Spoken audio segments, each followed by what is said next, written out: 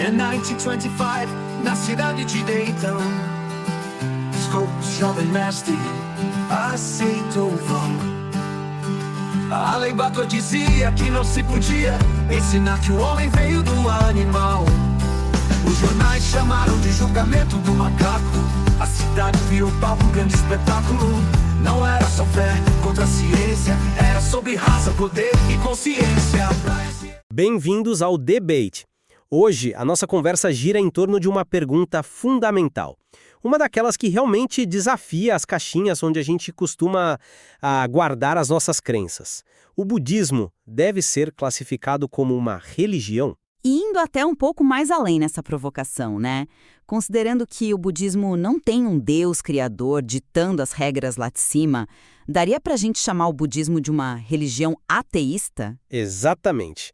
E nós vamos explorar essas questões analisando um conjunto de textos bem instigantes, que vão desde os ensaios clássicos do filósofo Bertrand Russell sobre as falhas das religiões organizadas, até o debate contemporâneo sobre onde exatamente traçamos a linha do que é o ateísmo e o agnosticismo. É um material riquíssimo e que gera perspectivas bem divergentes, como as nossas, aliás. Mesmo com todos os seus profundos elementos sobrenaturais, institucionais e mitológicos, inegavelmente como uma religião tradicional.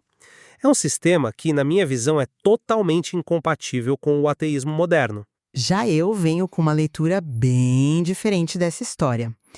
Eu defendo que se a gente raspar as camadas acumuladas ao longo dos séculos e olhar para a essência original do budismo, o que temos ali é uma filosofia moral e empírica.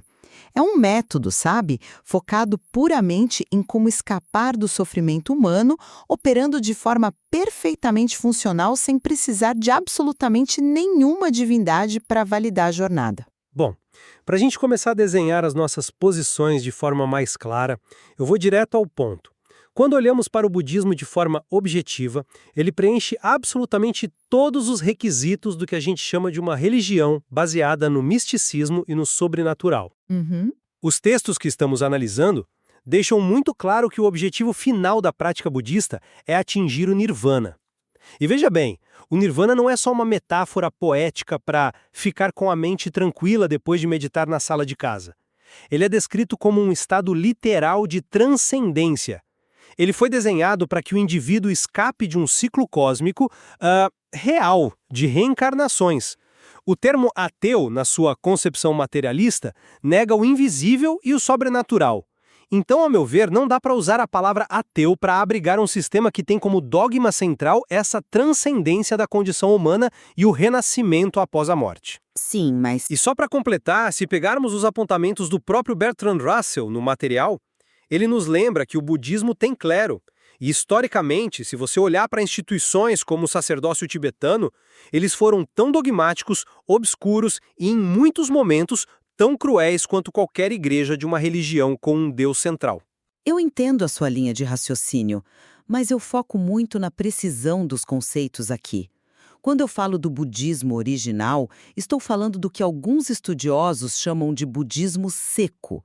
Esse núcleo original repudiava ativamente a superstição e o misticismo cerimonial. Repudiava? Repudiava. Se a gente for olhar a etimologia da palavra ateu, ela vem do grego ateus, que significa literalmente sem Deus. Sob essa lente estrita, o budismo se encaixa perfeitamente. Nas consultas e debates que temos como base no nosso material, fica muito claro que o próprio Buda histórico nunca foi considerado um deus. Ele era um sábio, um homem iluminado que encontrou uma saída psicológica e moral para o sofrimento. Certo, mas ele virou objeto de adoração. Mas olha só o que o próprio Russell cita. Tem um episódio fascinante. Buda, no seu leito de morte, deu risada dos seus discípulos por eles acharem que ele era imortal ou divino. Ter discípulos e construir uma escola de pensamento não transforma ninguém numa divindade. Quer dizer, Platão e Aristóteles tinham discípulos leais e ninguém chama platonismo de religião de adoração. O budismo, no seu coração, é uma busca interna que não precisa de um criador celestial. Olha, eu entendo por que você pensa assim, Mas deixe-me apresentar uma perspectiva diferente sobre essa questão da mitologia e do sobrenatural, porque acho que é aqui que a gente esbarra no nosso primeiro grande ponto de discordância. Você foca muito no sábio mortal, mas a figura histórica de Siddhartha Gautama foi totalmente mitologizada pelas próprias tradições que sustentam o budismo há milênios. Foram adições culturais. Mas são fundamentais para a crença hoje. Os relatos do nascimento dele são um exemplo perfeito disso. A história clássica conta que a rainha Maia sonhou com um elefante branco de 6 presas entrando no ventre dela. É uma imagem lindamente poética, não podemos negar. Poética com certeza, mas ela é tratada com peso de reverência religioso. O relato não para por aí. Diz que ele teve um nascimento milagroso, saindo pelo lado direito do corpo da mãe sem causar dor. E logo depois de nascer, o bebê dá 7 passos, flores de lótus brotam no chão onde ele pisa e ele fala com voz humana dizendo algo como eu sou o líder supremo e estou destinado à iluminação. O ponto é acreditar nessa sequência de eventos exige exatamente a mesma fé cega, a mesma suspensão da descrença que qualquer pessoa precisa ter para acreditar, digamos, na ressurreição no cristianismo. Não existe uma diferença prática entre crer no nascimento milagroso cristão e no nascimento com flores de lótus no budismo. Eu vejo isso por um caminho bem diferente. Principalmente se a gente olhar para a cronologia das coisas. Sim, existem correntes como o budismo Mahayana que adicionaram essas camadas mitológicas pesadas. Mas os historiadores nos mostram que esses relatos fantásticos sobre o Buda foram escritos centenas de anos depois da morte dele. Ainda assim, formam a base do que a maioria pratica. Mas a distância de tempo entre a vida de Gautama e esses registros é imensa. É muito maior do que a distância entre a vida de Jesus e a escrita dos evangelhos, por exemplo. Isso deu muito espaço para séculos de alegorias culturais asiáticas se acumularem em cima da história. Só que tem um detalhe crucial que eu quero destacar aqui. Se você tirar o elefante branco e as flores de lótus da jogada, o método do budismo continua absolutamente intacto. O foco é a meditação e a erradicação do sofrimento. No cristianismo ortodoxo, se você tira a ressurreição literal, a fé simplesmente desmorona, porque ela é o pilar de tudo. No budismo, a estrutura de autodescoberta não depende do mito para funcionar. Mas essa sua ideia de separar o método do mito entra em choque direto com a forma como definimos o que é crer no fantástico hoje em dia. É verdade que ateus significa sem deuses. Eu não disputo a etimologia. Mas o conceito contemporâneo de ateísmo é muito mais abrangente. Um ateu, do ponto de vista racional e materialista que o nosso material aborda, rejeita todas as entidades e estados sobrenaturais. Rejeita a entidade, sim. Um ateu rejeita fantasmas, demônios, magia e, consequentemente, rejeita o karma e o nirvana como forças literais que operam no universo. Como os debatedores atuais argumentam, não dá para chamar os budistas de ateus só porque a figura central não recebe o crachá de Deus. Eles acreditam ativamente em um super-humano que quebrou as leis da física e da biologia. Estão crendo em algo extraordinariamente fantástico, o que fatalmente os coloca de volta na categoria de crentes religiosos. Sinto muito, mas eu não engulo essa expansão do conceito. E deixe-me dizer o porquê trazendo um caso prático que as nossas fontes mencionam, que eu acho simplesmente fascinante para ilustrar isso. Pense na Madeleine Murray O'Hair. A ativista americana, sim. Exatamente. Para quem não está lembrando do caso específico no material, ela foi uma das ateias mais famosas e implacáveis dos Estados Unidos. Ela processou o Estado para tirar a oração obrigatória das escolas e tudo mais. Ela era profundamente perseguida pela sociedade americana. E quando ela precisou fugir dessa pressão esmagadora em um país dominado por religiões que acreditam no Deus de Abraão, para onde ela cogitou ir? Ela procurou asilo em uma sociedade budista. Porque politicamente era conveniente. Não, porque no mundo real, para um budista, a ausência de um Deus não é um escândalo. Não é uma ameaça moral que deve ser combatida. Para eles, não ter um Deus criador é o estado normal e pacífico das coisas. Se a gente começar a esticar a palavra ateísmo para significar a rejeição de qualquer abstração mental ou filosófica, a gente destrói o termo.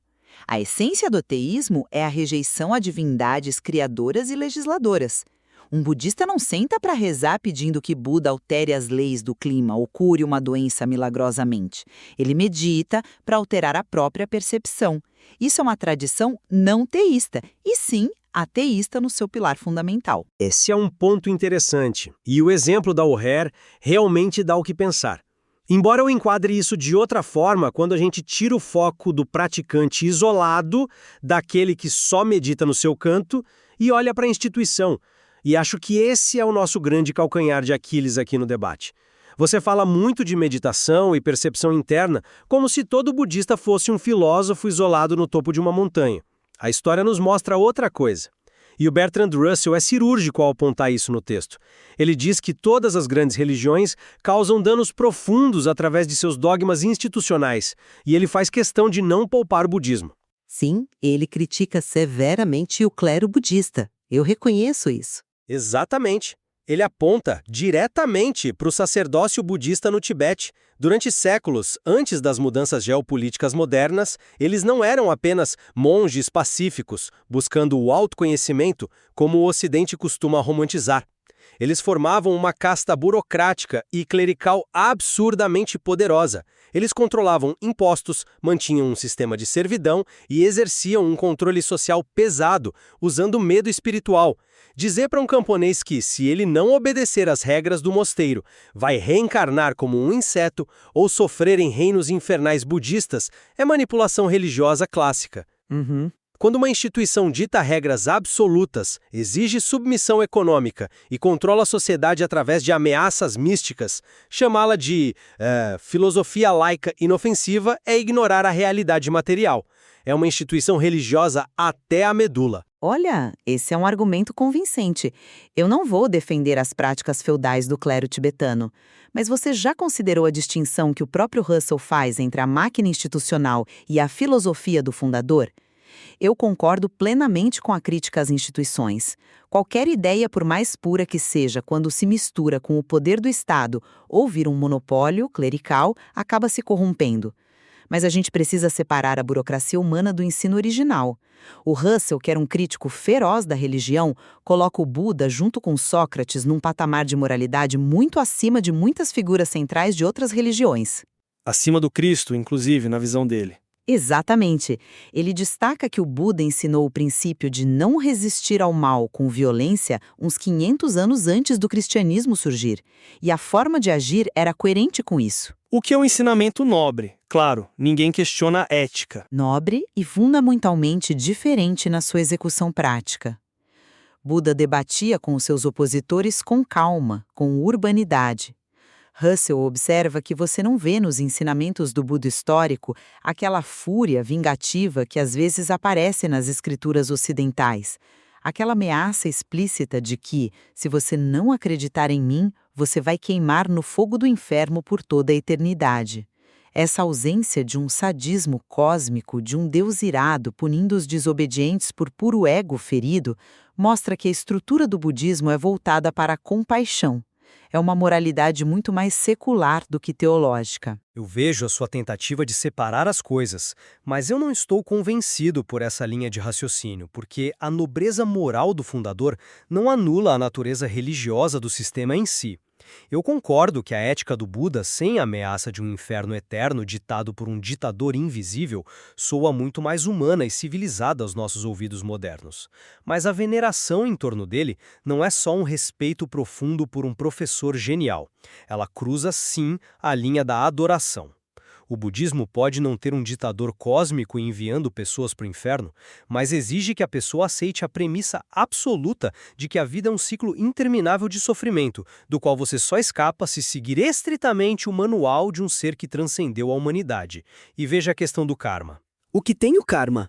Você não tem um Deus julgando, certo? Tudo bem, mas o karma age como uma lei moral cósmica que te vigia e te pune inevitavelmente. Se você faz algo ruim, o universo vai te cobrar na próxima vida, independentemente de haver um juiz com um martelo. A crença em leis invisíveis de causa e efeito mágico que governam o destino humano através das reencarnações é a quintessência da religião.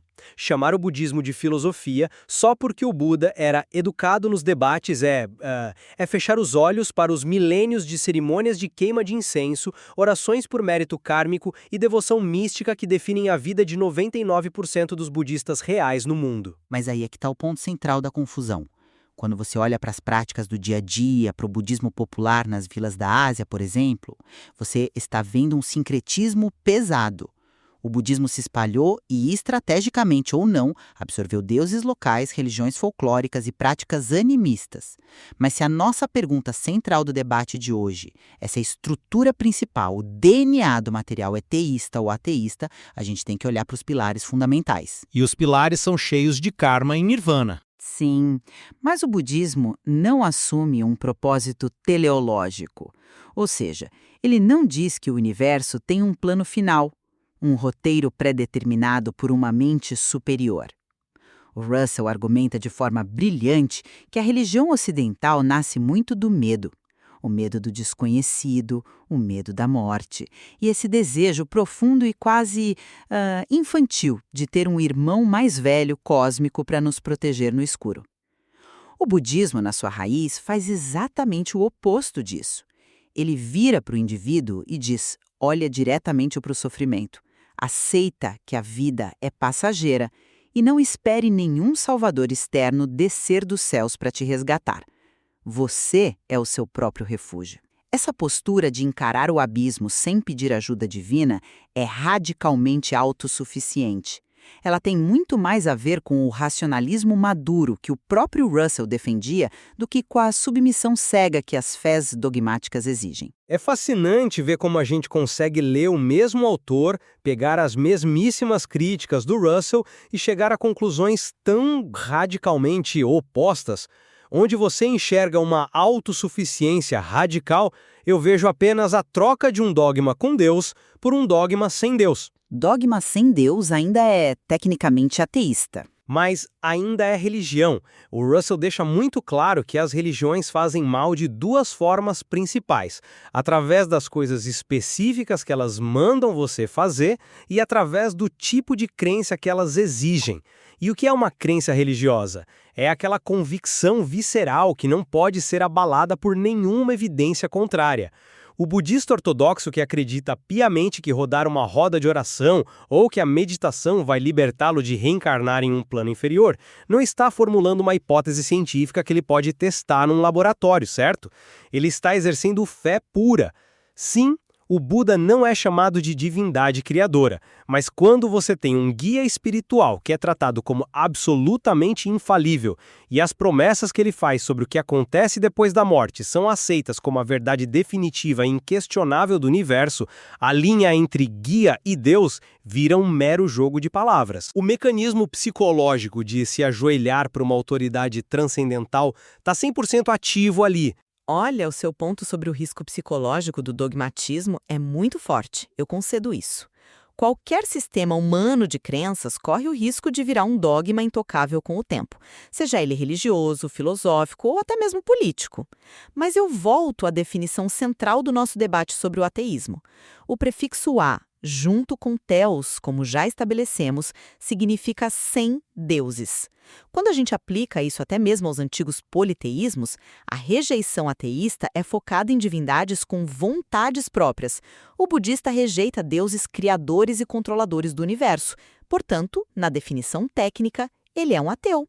A grande confusão mental que a gente tem no Ocidente é assumir que o termo ateísmo tem que vir obrigatoriamente num pacote completo, amarrado com materialismo científico puro e ceticismo total do sobrenatural. Se você expandir a palavra religião para significar qualquer esforço humano estruturado em busca de uma transcendência moral e de paz interior, então sim, o budismo é religião. Mas o paradoxo lindo que ele apresenta é justamente este.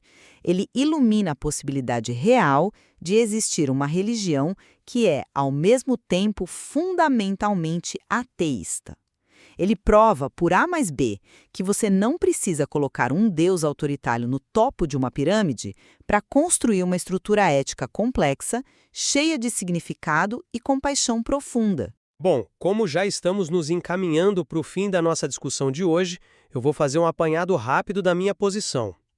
O budismo, de fato, não tem um Deus central naquele molde estrito e autoritário das religiões abraâmicas que conhecemos tão bem aqui no Ocidente. Mas a dependência estrutural inegável que ele tem de conceitos cósmicos e indemonstráveis como o karma, o ciclo de reencarnações e essa fuga mística para o nirvana o definem como uma crença no sobrenatural. Se você soma isso às lendas mitológicas incrustadas em torno do Buda e principalmente ao histórico de obscurantismo e poder de suas instituições, como vimos no exemplo do Tibete, tão bem apontado por Russell, fica impossível para mim não caracterizá-lo como uma religião tradicional. É um sistema que exige fé no invisível. Por isso, eu considero conceitualmente confuso tentar forçar um rótulo de ateu no budismo. A crença no fantástico está viva, está operante e é a verdadeira força motriz no coração dessa tradição. E do meu lado, eu resumo a minha visão dizendo o seguinte: se a gente definir religião estritamente como adoração e submissão a uma divindade criadora, suprema e legisladora, o budismo original simplesmente quebra esse molde de uma forma espetacular.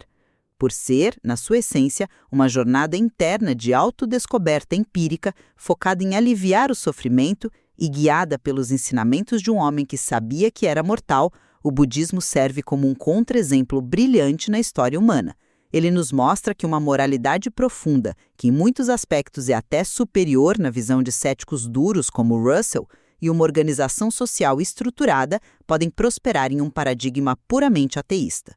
Os mitos, os rituais e os deuses locais podem até enfeitar a tradição dependendo do país em que ele se instala, mas o núcleo filosófico prescinde totalmente de deuses. Sabe, é impressionante ver como conceitos que parecem tão rígidos no dia a dia, como religião e ateísmo, são na verdade superfluidos. Eles evoluem, ganham novas roupagens e significados muito mais profundos quando a gente os coloca sob a lupa de um debate rigoroso. Com certeza. A complexidade do budismo é tão grande que exige que a gente olhe por várias lentes para tentar compreendê-lo de verdade, né?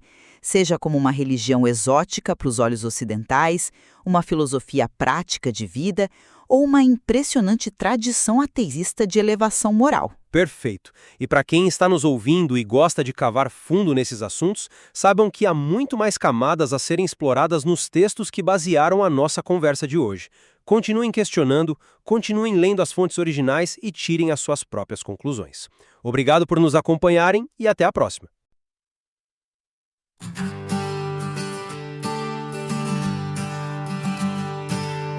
Em 1925, na cidade de Dayton, Scott, jovem mestre, aceitou o vão.